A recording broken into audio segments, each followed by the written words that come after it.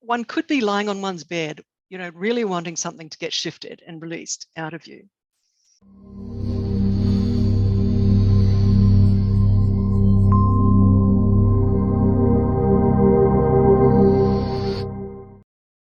And Simone is asking this question, this dichotomy of someone at her level of commitment, that it's not easy to stay in a stable state, that she knows that she's going through releasing, through learning curves, she calls them, and she spends a lot of time just quietly clearing her auric field and working deeply and in detail with her spirit team, cleaning her auric field. She says it's not easy to, now Simone is all about joy, by the way, serious angel soul, okay. She's saying it's not easy to feel joy or even normal. I know I have to switch into higher vibration, and I truly struggle with it when I have a learning curve situation, when I'm going through something. I want to ask if it's okay to feel like that, not my normal joyful self, and accept that intensity for a while, even knowing that I'm in a frequency where I'm not able to create higher realities in that moment. Isn't that for all of us when we are scrambling and we're going through something and we're not able to move up into that higher, into a higher sort of current of joy, and we know that we can't create higher realities in that moment? So in a moment like that, she's saying that's what I struggle with the most, not being able to do that permanent switch into light, which is such a powerful question right there. However, I know that I'm moving onto a higher platform with more clarity and more power, but I still want to be able to hold at least neutrality during these intense learning curves. And I know all of you are going, oh my God, that's it. That's me too, right? And that's just the day-to-day management of ourselves as light workers, of our hope for joy, of our hope for feeling happy. Yes, and she's pointing to a moment where something intense is releasing up, and she's managing that, right? So it's not a normal day. It's a moment where something is coming up, and what she's asking is, how can I even just stay neutral even through that, which is a huge question. So let's just take a look. Let's just see what these teams want to say here. And interestingly, I can feel them just coming in to scan my auric field, because they're going to get their answers from the human system. So it won't be a moment. Like, how does a human system manage that? And they're learning from us as they're scanning me or scanning you guys. Won't be a moment.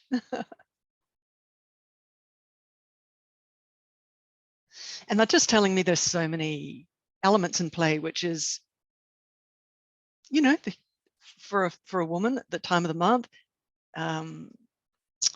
hormonal situations, biochemical situations in the body.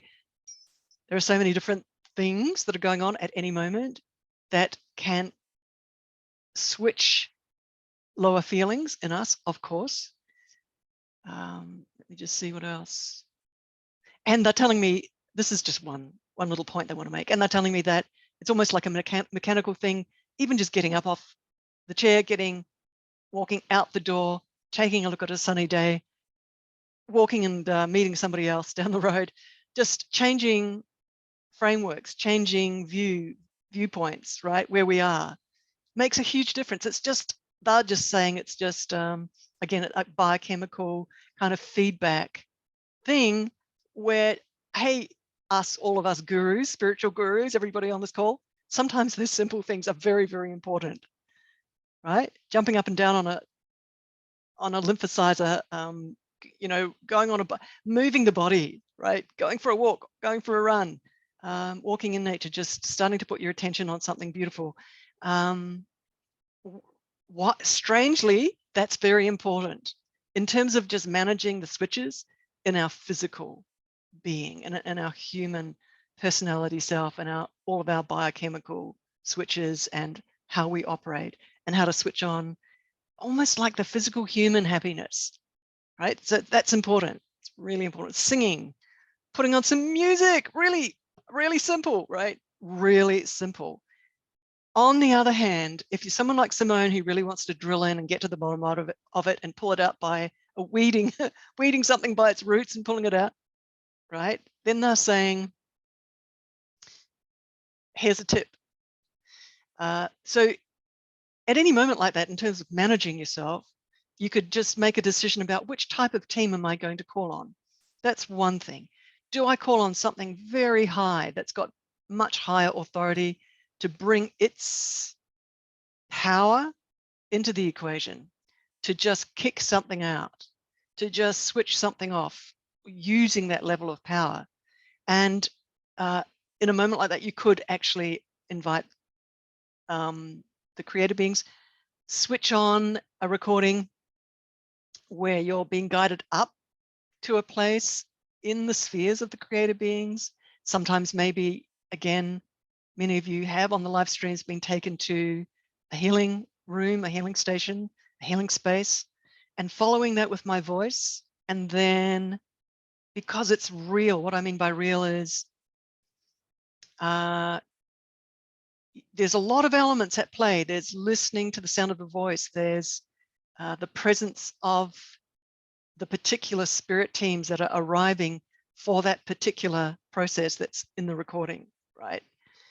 So you're grabbing a whole lot of elements in that moment to make it potent. And when the teams use the word real, that means beyond 3D. It's real in the sense of it's of the light. It's not kind of watered down. Real means real light, like real light, not just watered down light or half shadow, half light, you know, or we're projecting something and we're hoping something, but it's not really 100% nice, strong light, right? So to get to as much as possible to that real force that can interact with something that you're going to instruct and point to. This is in terms of what Simone's dealing with, like where she wants something just switched off, pulled off, transmuted, shifted, released. You know, you're wanting to reach for the most potent light.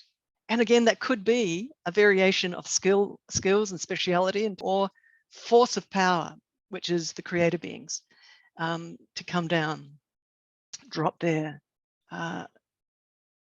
level of seniority down to connect with you.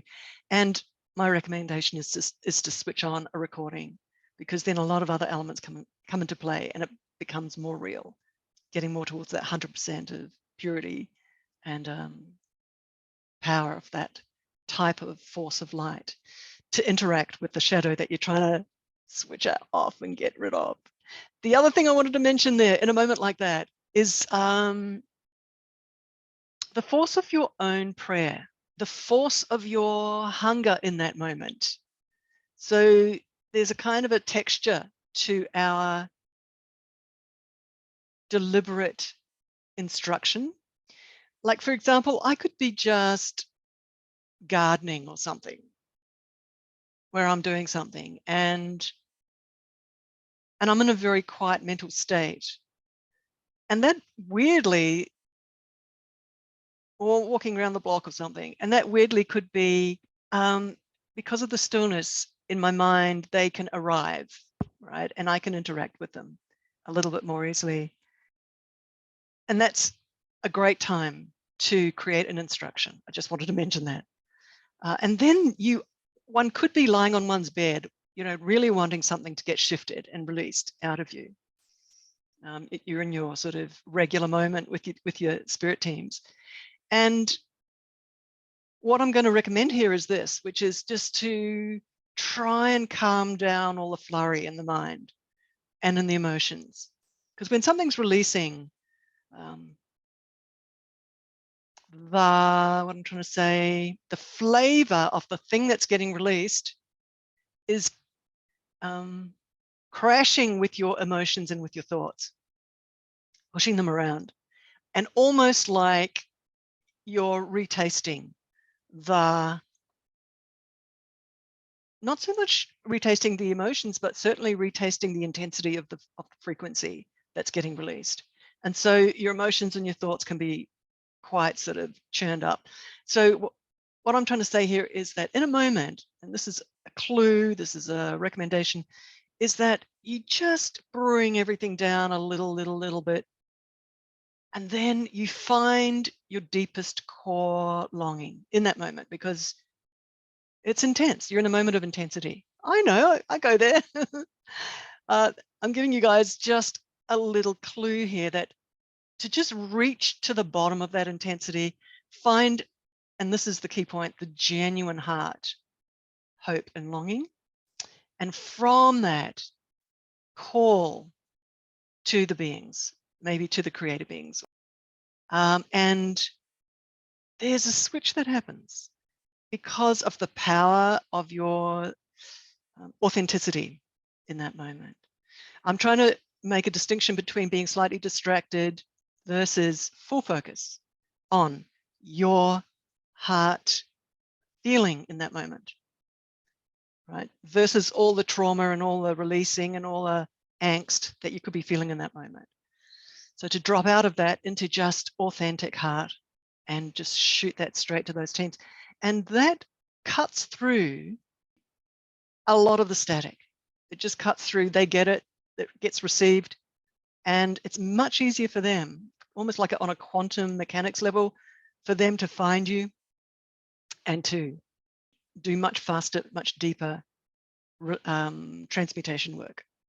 So this is all about managing a deep moment of intensity, a deep moment of release, and how to just make it a little bit easier for you